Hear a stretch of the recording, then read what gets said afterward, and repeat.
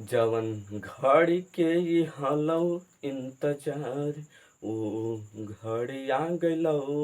जवन सोचले रहनी हम वही हो गइलौ। हेलो बबुआ, आज पढ़ेला हूँ मैथ। मैथ में बाबू कहा है कोनो का प्रकार, जेकरा इंग्लिश में कह सका types of angles. Types of angles, कोनो के प्रकार।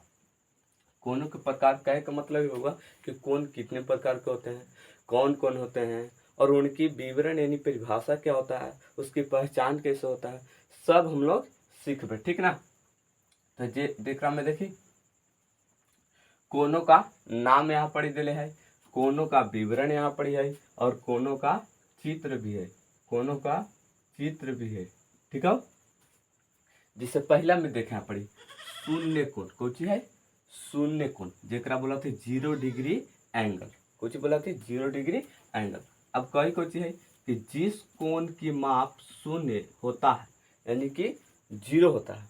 कहे का मतलब होगा कि जिस कोण की माप 0 डिग्री होतो ना, ओकरा शून्य कोण कहते। ठीक ना। जिससे कि यहाँ पड़ी देख, यहाँ पड़ी का होले कि इस तरह से रेखा खींच ली और एकरे पर एगो और रेखा खींच ली। ठीक ना। यानी कि एकरे पर एगो और रेखा खींच ली, जेकरा में यहाँ पड़ी 0 डिग्री के कोण बनले। कुछ बनले 0 डिग्री के कोण बनले, इसलिए। ठीक ना।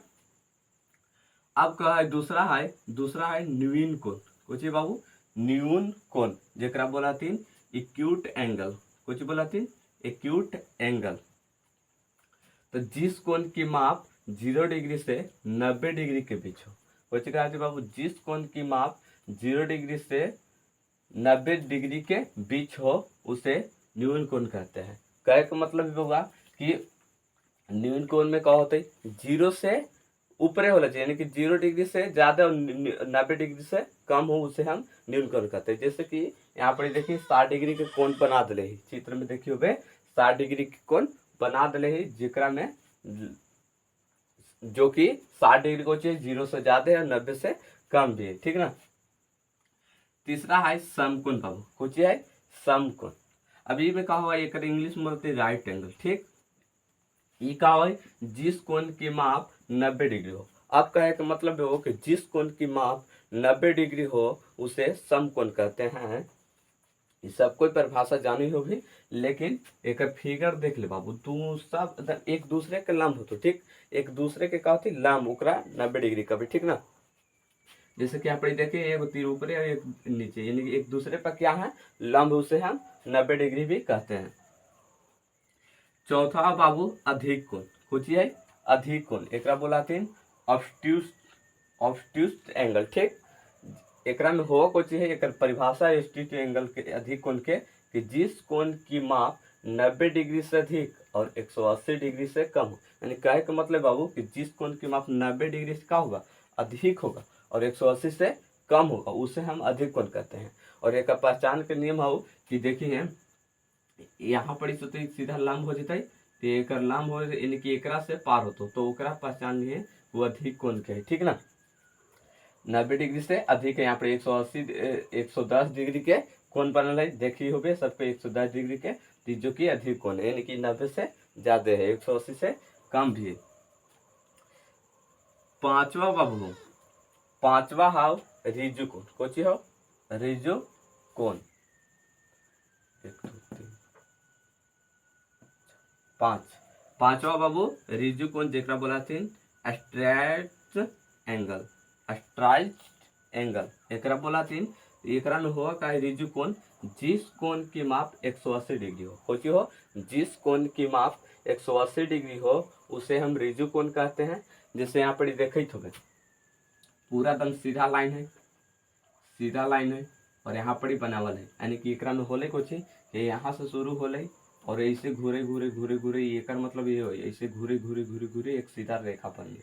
ठीक। एकरा बोला थे रिजु कोण, पूरा सीधा होकर रिजु कोण कहती। एक और एकरा नाम याद रखे, इस सरल रेखा जैसे बनल है, एकरा सरल कोण भी कहती। कुछ बाबू सरल कोण भी कहती, सरल कोण भी कहती, क्योंकि सरल रेखा जैसा बना इसलिए। फिर हुआ छठा आओ प्रतिवर्ती कोण।